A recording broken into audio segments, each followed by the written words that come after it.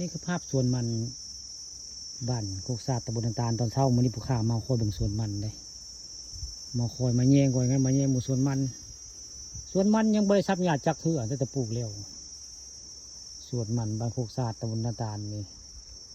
ไม่รู้จักคำว่าซับหญ้าไว้มีแต่มาปลูกแล้วเซยเลยไม่ได้มาใกล้เลยไม่ได้เอาภาพสวนมันมาให้เบิ่งเนาะสวนมันบ้านโคกซาดตำบลตาลนั่นนี่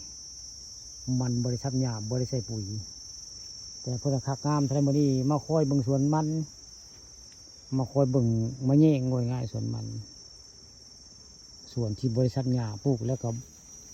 มาอยู่หักบริษัทหญ้าจะคือสวนมันปากกรุงบ้านโคกซาดตำบลนาตาลนั่นนี่หมองนี้ไก่ป่าสิหลายได้ไก่ป่าเขาเจ้ากระเตะหลายแถวนี้สัตว์ป่าหลายได้สัตว์แบบมีพิษก็หลายบริเวณป่าพวกปากกรุงบ้านโคกซาดตำบลนาตาลหลังอบตนาตาลนี่หกได้เป็นป่าไว้ง่ายหมู่ไก่ก็หมู่ไก่ป่าในหลายได้บริเวณนี้ไก่ป่าสิหลายได้อันบริเวณนั้นปากกรุงก็นี่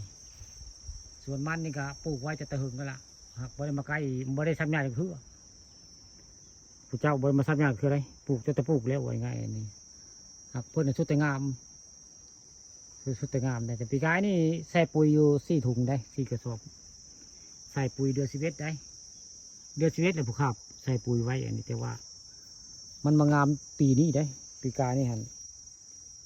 บ่ปานใดได้บ่งามในปีกายนี่ใส่ถุง4 ถุงครับบ่งามนะมางามปีนี้จะงามปีนี้รู้สึกว่างามเลยแต่ปุ๋ยยังใส่ปีกายพุ่นได้ใส่ปีกายนี่ก็เรียกภาพสวนมันมาให้เบิ่งเนาะสวนมันงามบริษัทหญ้าบริษัทก็คือได้หญ้าก็ได้มีหญ้าจะได้นี่คือหญ้าภาพหญ้าอะไรคาดว่าถ้ามันเป็นราคาก็จะได้เงินห่าวอยู่ดอกเพราะว่ามันบริษัทหญ้าก่อนปลูกแล้วก็หญ้าเลยเจ้าบ่มีเวลาสิมาซับหญ้าเนาะซับแต่ส่วน1ในส่วน2ไม่ซับจักเถื่อได้ดิส่วนมันบ้านโคกซาดตำบลนาตาลอำเภอตะงอยส่วนมันป่าตะคำผสมอันนี้ก็เป็นใบกุกูดได้นี่ใบซีเล่กุกูดงานทำงามโพดบ่นี่เป็ดจะได้ใบเพิ่นตัวนี้ได้มันตัวนี้เป็นใบแบบนี้ได้มันเหลืองได้นี่มันเหลืองแล้วนี่เจ้ามันเหลือง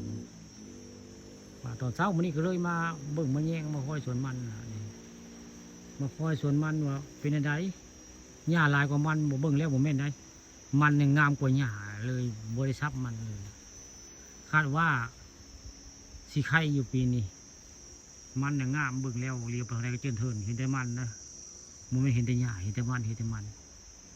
นส่วน2และนี่ส่วน2แต่บริษัทหญ้าจักเถื่อได้